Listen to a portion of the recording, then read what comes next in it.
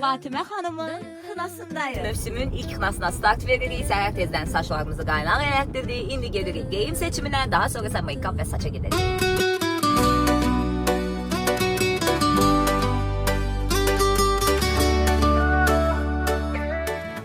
Bazar günü maşın saxlamaq necə də qəliz məsələdir. Bu mən çəkim mən onu. Hadi yarat bakalım.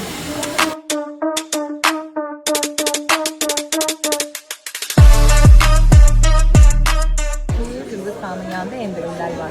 Namazın başlamağına 1 saat var. Qızlarımız məşq edirlər. Aferin qızlarımıza. Hazırlıqlar. Güya məhərrəmlikdə görüşəcəkdik, oturacaqdıq, danışıq. Onlar quracaqdıq. Heç birini eləyəmədik. Yeni sezonda hamı uğurlar. Sağ ol. Bu da bizim xınamızın sonu. Yorğunçuluqdur. Çox yorğunçuluq. Amma şirin yorğunçuluqdur. İnşallah növbəti xınada görüşmək ümidi ilə.